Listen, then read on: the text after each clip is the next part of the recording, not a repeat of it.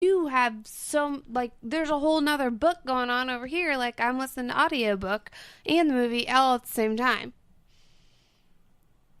Much like you listening to, like, me and two kids at the same time, you're just like, holy fuck, get me out of here for a minute. No. Yeah. No, because I am bringing to a movie a certain level of... And I'm glad you have that information, but, you know, like, let me get through it the first time and then, you know, go into detail about certain stuff. But I can't pay attention when you're like, did you understand that conversation? Do you know what they're referring to?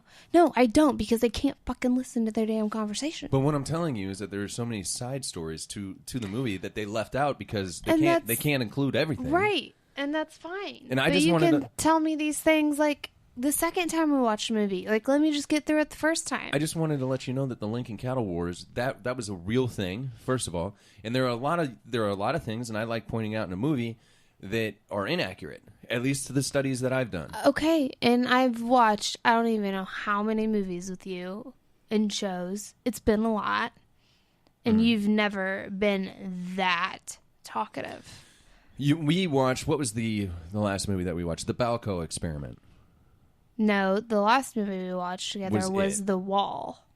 Oh, The Wall with John Cena. And I basically slept through it because it was so stupid. I'm glad that he got paid a shitload of money to lay there for an hour and a half. Ladies and gentlemen, rent The Wall. Don't It's got John Cena in it. Laying on his stomach, he says maybe 20 words entire movie. I'm not saying watch it for the beauty of John Cena. No, you're right. I mean, he laid there for most of the movie because he got shot. Right. It just wasn't, I wasn't into it.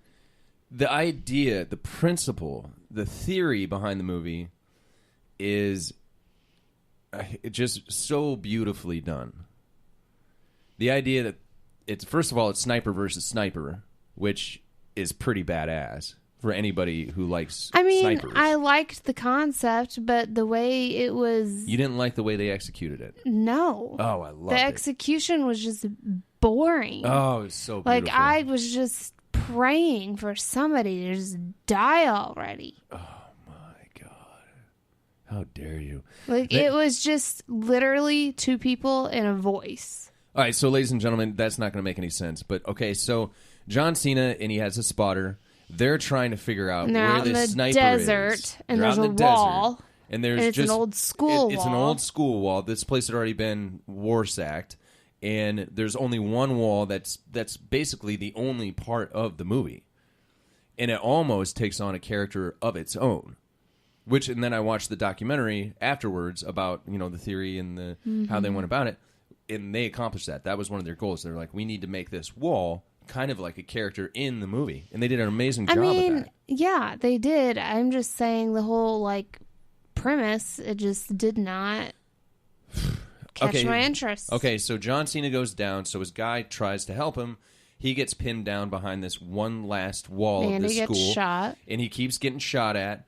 And he's got to figure out where the sniper's coming.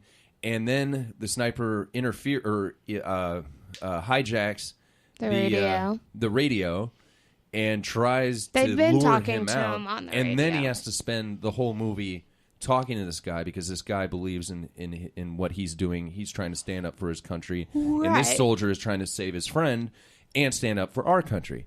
So there's a lot of dialogue that goes along there with a guy on a phone. He is talking to this guy on an earpiece, and he's having a conversation. And the way all the storylines that come out during that dialogue, even though most of the movie he's just leaning up against a wall and not doing anything, the dialogue between the two of them is just gorgeous. And the way the movie ended was amazing. I love the way the movie ended. They all died. We don't know that. We don't know that. Oh my God, please, no sequel. Spoiler alert, by the way. Way to go. No sequel. Oh, there's going to be a sequel. Or there should be. The wall's gone. No, but it's going to be a different wall. Oh, this time it might be like a firewall. The Great Wall of China. No, not that'd be fun. But no, this time it'll be something like maybe cyber or like a firewall. And I don't like that idea. I don't either. I hate that idea. But there's going to be a wall too. I hope. So awful. And maybe they'll get my boy AJ Styles to be in the movie instead of John Cena. Hopefully AJ says no because he's too scared of having his hair lit up in fire. Now, ladies and gentlemen, she loves talking shit about AJ. Because you're obsessed with him because of his hair. AJ really, Styles. Mr. I collect dolls of AJ. Mm-hmm. I'm almost 40 and I collect dolls, yes. And I got upset because I lost my AJ beanie and my AJ scarf. Had a meltdown. I do not collect. First of all, they're not dolls. I can't remember what those are called, but they're bobblehead. No, it's not a bobblehead. Even a bobblehead. No, it's the head won't bobble. It is a lot like a bobblehead, but it's just plastic and it's cool as shit. And where did you even get this thing? At a video game store, believe it or not. Oh my lord! Yeah, it's the only audience he has is video gamers. Whatever. AJ Styles is the man. Okay. That's all I want to say. All I'm saying is next thing the Harry Styles shit comes in here, we're going to have a problem. I wish they made little guys like that for Harry Styles. Of course you do. But, I take that back because Harry Styles is dead to me. Why? Unless he reunites with One Direction. I'm just... One Direction, they've all gone their separate ways. I know. Have you heard Liam's new song? No. Ugh. I watched Niall on TV the other night. Now, Niall's got some potential. He definitely has a future. He can work with a bunch of different artists and kind of fit in. He's coming to Nashville next year. Right. He's coming to Chicago later next month, I think. But Niall has promise. Liam's song is trash. Zayn is trash. Harry, I'm sorry to say, is trash. His album sucks. Sign of the Times. Ugh. Why'd you buy it? I didn't. I own a lot of One Direction albums, but I did not buy Sign of the Times. But all it took, first of all, he cut his fucking hair. So I'm out already. Before you even sing or play a note, Harry, I'm out. He cut his hair. They're all gone. All of his hairs. All of them gone. Well, he's not bald. No, he's not bald, but it's all messy and it's... yeah, because that's the look. And then I took into consideration his outfit, and I was like, no. The only cool thing he had going for him was that he had like 5,000 rings on his hand. And I was like, all right, that's kind of cool, but everything else going on here, this is not cool. You've had those moments. Just saying. And then he opened up his mouth to sing, and I was like, oh, this song already sucks. You haven't even addressed that. Your whole wardrobe malfunctions. You're going to talk about somebody else's. Yeah. Really? Yeah. Mr. Size 9?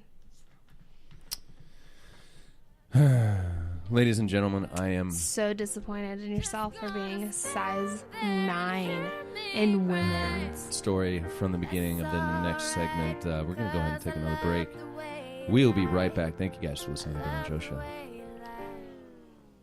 I can't tell you what it really is. I can only tell you what it feels like. And right now it's a still night in my windpipe. Welcome back to the Bill and Joe Show. What were you saying before the break? What were you complaining about with me? I wasn't complaining. I was just stating a fact, which you like to get confused. Okay. Just talking about your size 9 jeans you bought. You got to tell them the story. The story? Well, you were in Nashville. You were very proud of these jeans. You told me about them prior to coming because they made your ass look so good. So I was a little excited to see them. But then we're out. Hold on. Little backstory. There was another time when I came down to Nashville. Oh, yeah. Mm-hmm. And there was this country band playing at a country bar in Nashville. Go figure. Well, yeah, you're in Nashville. And it's not fucking rap. Fucking guy.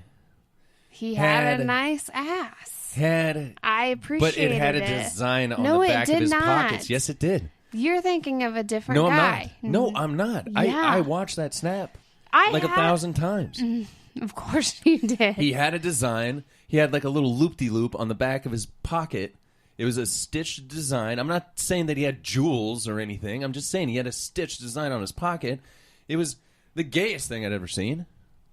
And he's wearing which made you go buy a pair of similar jeans. He's wearing a trucker hat. Yeah. And he's just rocking out. His band was good, fine, good. Yeah. And you liked his ass. Yeah. You put it on Snap. Sure did. Yeah. Okay. So anyway, continue. So anyway, you get all excited because you bought a pair of jeans. I found a pair of jeans with almost the identical and design. And you thought, they made your ass look good. And you were telling me about them. Right. And brought them to Nashville. Yep. Wearing them one day, and I'm just like, something ain't right about these. Something ain't right about these. What brand are those? Where'd you get them? Well, and for those of you that don't know, I like shopping at like Goodwill. Everything's broken in, or like Plato's, but Plato's is overpriced.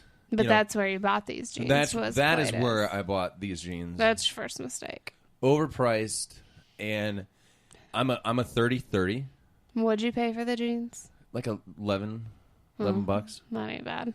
To find out you're a size 9. And I'm a 30-30, so I go to the men's department. I go to the 30-30 section, and I come across these jeans that have a very similar design to fucking said fucking country boy. And I'm like, I'll try these on. See how they make my ass look. And I'm looking in the mirror. I'm like looking over my shoulder like you guys do. I'm like, oh, all right. Yeah, fuck it. I'll buy these. I wear them for like, it had to have been like a month before I came to see you. So every 7 or 8 days, however my laundry cycle is, I'm wearing these things out in public thinking, stop staring at my ass, people. Come on. I know how great it looks, but just come on. Put your phones away. Stop it. So I make it down to Nashville. I put them on. You're like, something's not right here. What's the name of the brand? And I gave you the name of the brand.